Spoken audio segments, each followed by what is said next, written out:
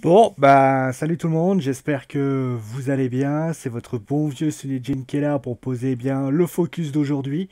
Alors, j'ai toujours un œil hein, sur. En fait, si vous voulez, j'ai à droite le match Lyon-Saint-Etienne qui, on va voir hein, s'il va démarrer ou pas. Alors, j'ai coupé le son pour éviter, voilà, que vous puissiez entendre les différentes choses. De toute façon, le match est désormais terminé hein, avec un 5-0. C'est compliqué quand même du côté pour voir le match changer de bord de toute façon. On va parler rapidement hein, de ce qui s'est passé en fin de match. Ça va bien sûr avoir un incident sur le top et le flop, je vous le dis tout de suite. Je sais que les supporters lyonnais vont pas aimer ce que je vais faire, mais en tout cas moi, alors oui, c'est pris des coups, oui, c'est fridé, c'est fait mal, oui, on l'a frappé, oui, si, que de ça. Mais à un moment donné, j'ai beaucoup aimé la réaction de Genesio, qui a été relativement très, très humble dans cette histoire, qui a dit voilà que c'était un geste stupide, qui condamnait ce qu'a fait Nabil Fekir. Nabil, il a démontré sur le terrain que c'était un grand.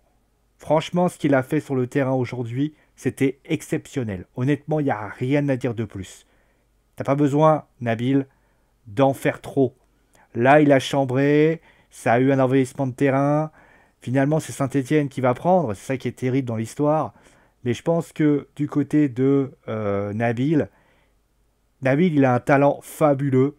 Et je pense, et ça, peut-être que le match va reprendre. Non, le match va pas reprendre pour l'instant. Selon moi, il n'y avait pas besoin d'en faire plus. Voilà, ça, on avait juste à dire ça. Voilà, c'était mon message.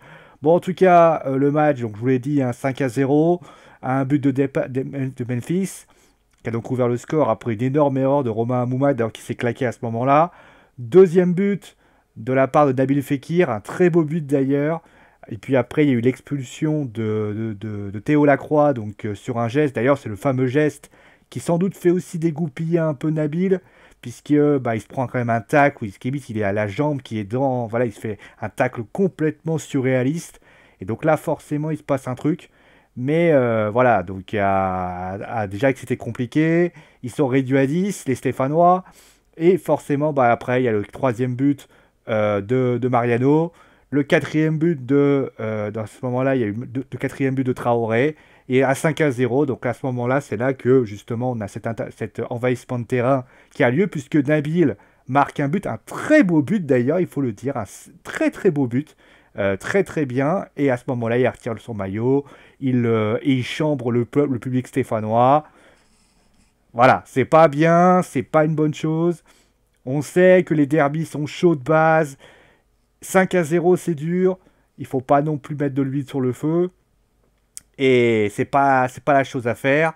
Je pense qu'il faut faire preuve d'humilité. Les Stéphanois n'ont pas, on va dire, eu un comportement. Les supporters stéphanois n'ont pas eu un mauvais comportement durant ce match, à part bien sûr l'envahissement de terrain, mais qui est justifié par rapport au chambrage de Nabil Fekir. Mais sinon, et voilà, ça s'est plutôt bien passé. Donc très clairement, alors j'ai l'impression que le match est a priori terminé. Ah, je peux pas vous dire là, j'ai le son qui est coupé, donc j'entends pas du tout ce que dit dans le. Ouais, je pense que le match est terminé, hein. Donc de toute façon, je vais quand même aller voir l'équipe parce que j'ai quand même l'équipe. On va juste vérifier. Alors. Non, ça n'a toujours pas repris. A priori, pour l'instant, il n'y a pas d'annonce comme quoi le match il reprend. Bon, bah écoutez, on va considérer que le match va reprendre. De toute façon, ça ne change à rien, je l'ai dit.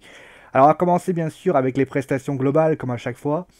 Au niveau des prestations globales, bah, Saint-Etienne, ça a été un match un peu paradoxal. Je vais enlever la deuxième mi-temps, parce que pour moi, l'expulsion de Théo Lacroix, il change le match complètement.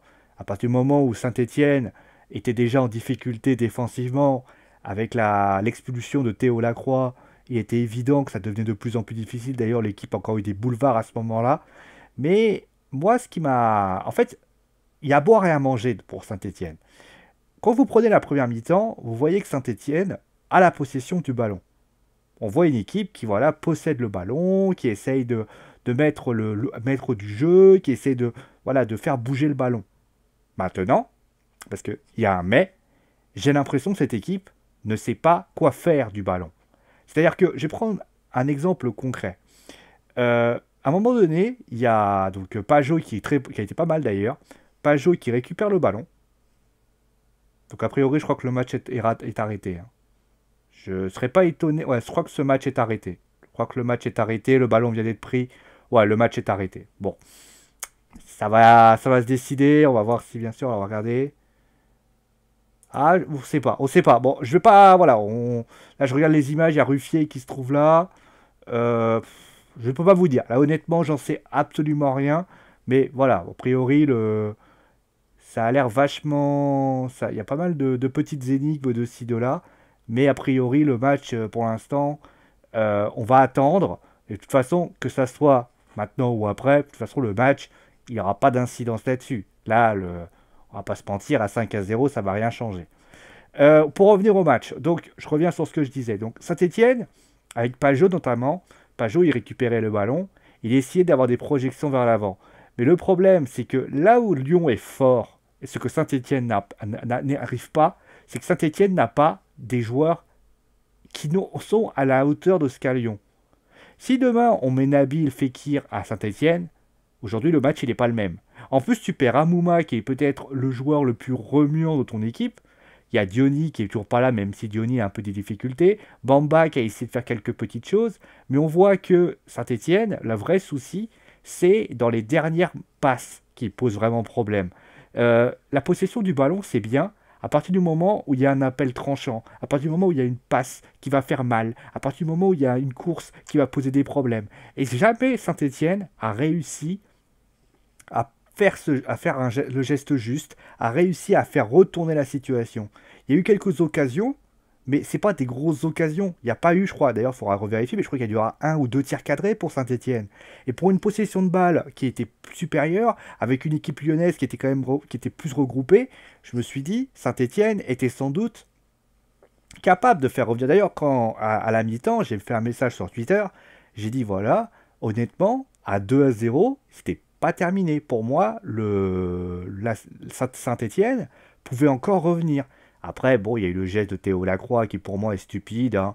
On a l'impression que c'est plus un geste d'humeur qu'autre chose. On l'a senti d'ailleurs, il fait partie du top 3, du flop 3, hein, bien évidemment. Pas du top 3, du flop 3. Mais en tout cas, moi, de mon point de vue en tout cas, je pense que quand on est un grand joueur, quand on est un... Voilà, il faut garder ses nerfs, et Théo Lacroix ne l'est pas puisqu'il n'a pas su le garder. Pour revenir à ce que je disais sur Saint-Étienne, je pense que Saint-Étienne a pris 5-0, ça va faire mal, mais ce qu'il va falloir faire du côté de Saint-Étienne, c'est essayer aussi maintenant de faire plus dans la verticalité. Il y a des choses intéressantes, Oscar Garcia a proposé quelque chose d'intéressant, mais il faut plus de la verticalité, il faut plus être tranchant, chose que malheureusement Saint-Étienne n'a pas réussi à faire dans ce match. Et c'est justement ce qu'a réussi à faire Lyon, parce que Lyon finalement a réussi... Non, il n'y a pas... Voilà, Dominique Rocheteau, on voit Dominique Rocheteau qui est là. Ok. Pour revenir à l'adversaire, bah, j'ai envie de dire à Lyon, ils ont justement ces joueurs capables de faire mal. Et c'est là que le recrutement de Lyon est intéressant. Et justement par rapport à ça, c'est là aussi que Lyon a peut-être eu des moments, des problèmes défensifs. Moi je me rappelle des moments où ils prenaient des valises en championnat. Ils ont su régler le problème, ils ont su remettre les pendules à l'heure. Et finalement, quand on enlève les problèmes défensifs, c'est une équipe qui a un potentiel offensif impressionnant, avec Mariano, avec... non, pour rien. Mariano, avec Traoré, avec Ndombele qui n'a pas été mauvais, avec le petit... alors, j'ai plus son nom, là. Alors, je vais pas écorcher son nom. Awar, avec Touzard qui est pas mauvais, avec Memphis qui a été très bon. Et forcément, ce système offensif, eh ben, il fait mal. Et je pense que là où Lyon a été très intéressant dans ce match, c'est qu'on a vu justement le style de jeu que propose Lyon.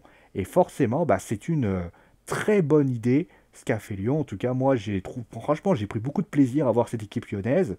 Malheureusement, j'avais pas pu vous faire le focus sur PSG Lyon, que j'avais beaucoup aimé d'ailleurs le Lyon de ce moment-là. Ça n'avait pas été confirmé, mais Everton c'est pas mal. Et je pense que Lyon, là, dans ce match, bah, ils ont montré tout simplement les talents et le potentiel. Et je pense que, sans aller jusqu'à dire qu'ils arriveront à suivre Monaco et Paris, parce que là, c'est... Voilà quoi. Il y a quand même des niveaux au-dessus, mais voilà. Mais je pense qu'en travaillant au fil des années, je pense que Lyon peut titiller le PSG. Moi, je le dis, je pense que l'année prochaine, s'ils arrivent à garder Mariano, s'ils arrivent à faire quelques retouches de ci, de là, je pense que le PSG, comme un peu Monaco, ça peut être intéressant. Bon, en tout cas, moi, ils m'ont fait plaisir, les Lyonnais. Après, le geste de Fekir, j'ai déjà dit, c'est peut-être pas un geste très intelligent. Il y a peut-être d'autres moyens de montrer que tu es le meilleur sur le terrain. Là, très clairement, je ne suis pas content. Bon, sans doute qu'il regrettera son geste après, hein, bien évidemment. Mais sur le coup, forcément, il met de l'huile sur le feu. Il n'y avait pas besoin de ça, mais bon.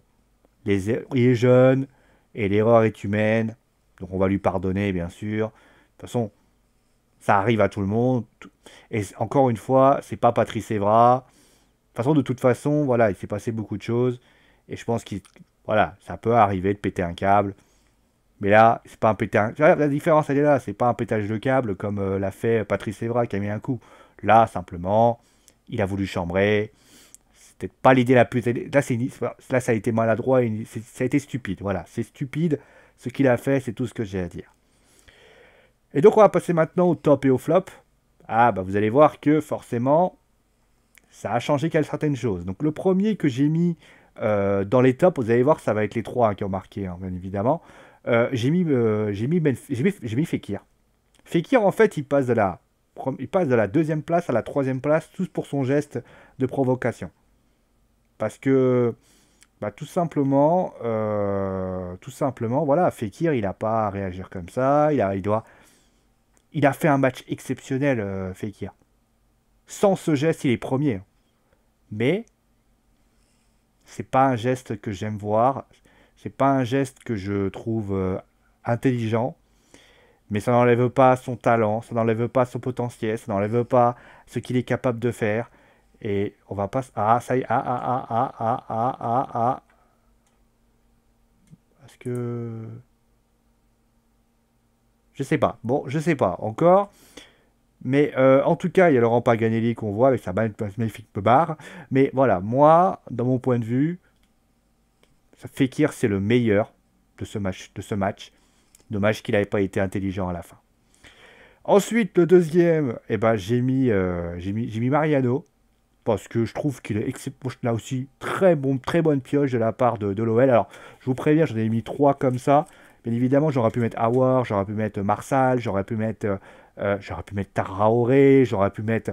Mais voilà, moi j'aime bien ce joueur. Je trouve que Mariano, il a remplacé la Casette, il a une qualité de frappe exceptionnelle, il joue bien, il va vite.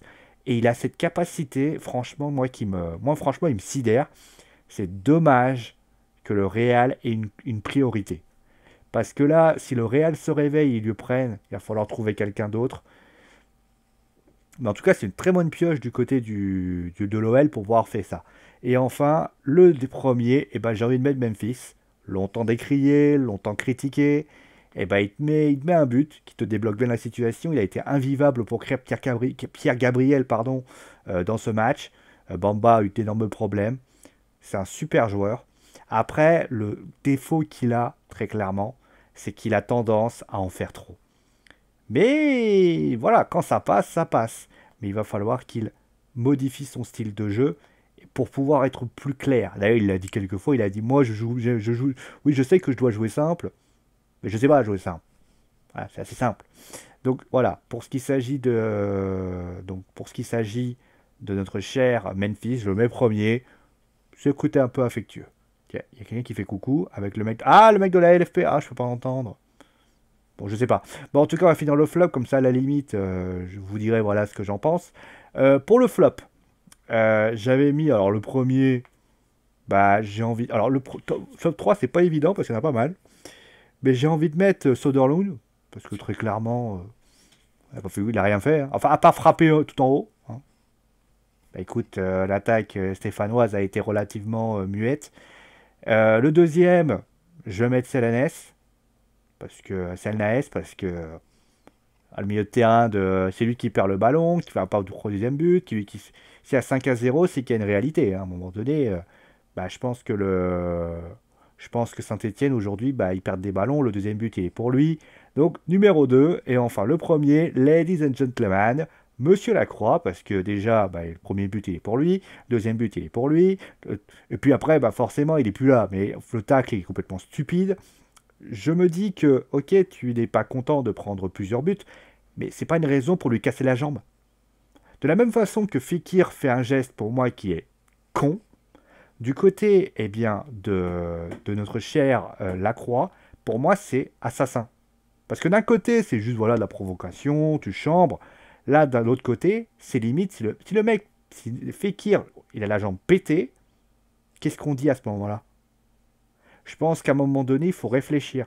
Et je pense que ce gars, moi je connais Lacroix, je le trouve, moi depuis qu'il est arrivé à Saint-Étienne, je le trouve pas exceptionnel. Alors je sais qu'il remplace notamment Loïc Perrin, qui est blessé, mais je trouve que ce mec-là, il m'inspire pas.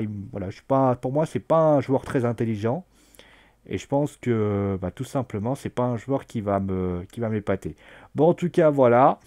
Voilà un petit peu. Donc, a priori, j'ai pas d'informations sur la reprise de la rencontre.